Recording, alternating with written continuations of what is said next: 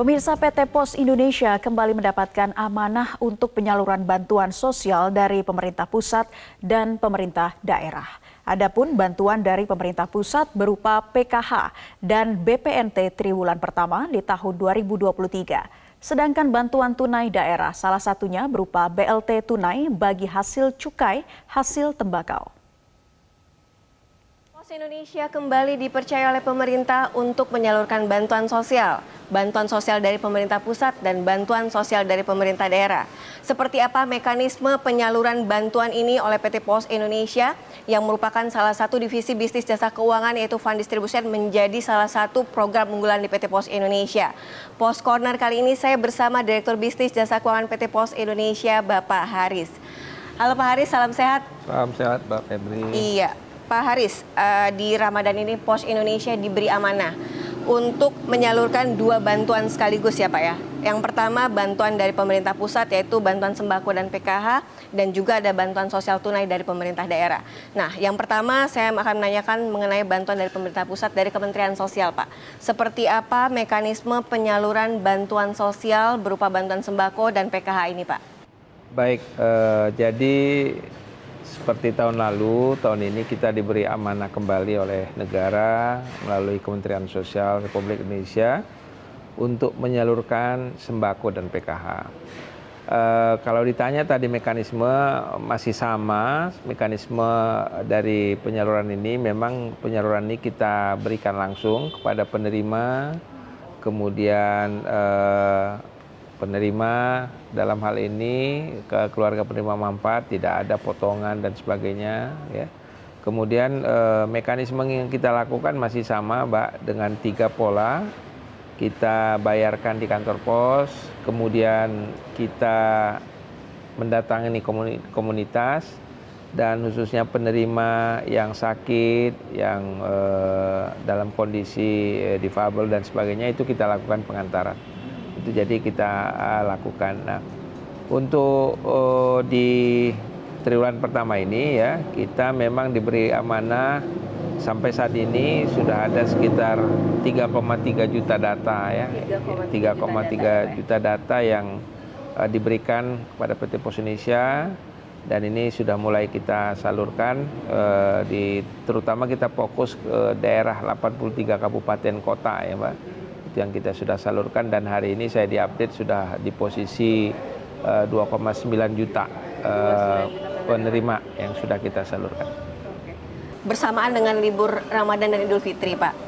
Nah, seperti apa Pak strategi dari PT Pos Indonesia mengenai target yang ditetapkan oleh Kementerian Sosial kepada Pos Indonesia, Pak?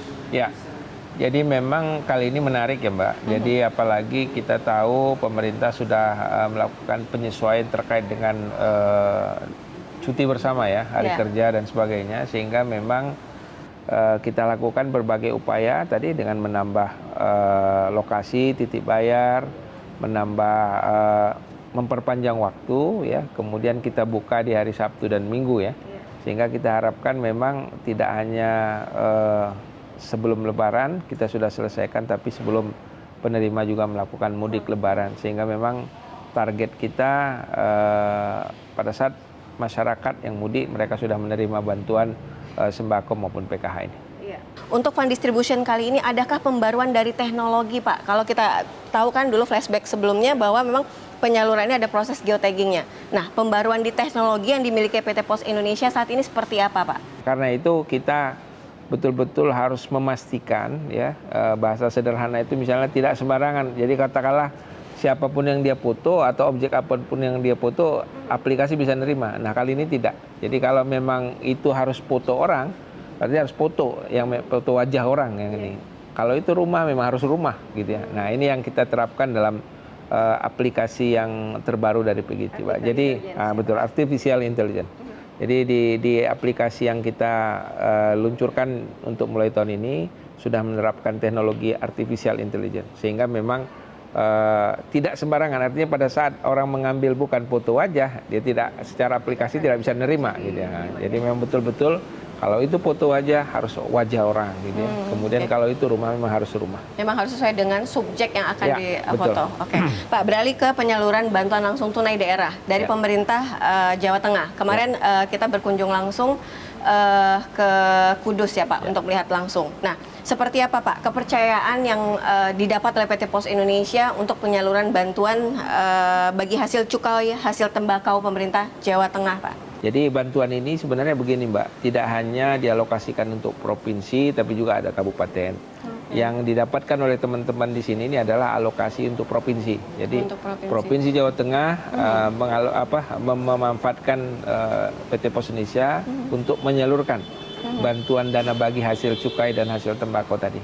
Nah, jadi di Kudus ini salah satu daerah penerima yang terbesar ya. Jadi untuk tahun ini teman-teman di sini memperoleh alokasi 78.000 penerima ya. 78.000 penerima ya. Dan masing-masing itu disalurkan misalnya ini untuk April, untuk Maret-April ya. Untuk Maret-April disalurkan setiap bulan 300.000, jadi 2 bulan 600.000. Jadi dalam setahun penerima itu memperoleh 1,2 juta ya, 1,2 juta. Nah, jadi kita bekerja sama dengan pemerintah daerah ini dalam rangka ya tadilah kita bersinergi ya Pak ya, bersinergi di lapangan, ada kebutuhan dari pemerintah daerah dan tadi kita.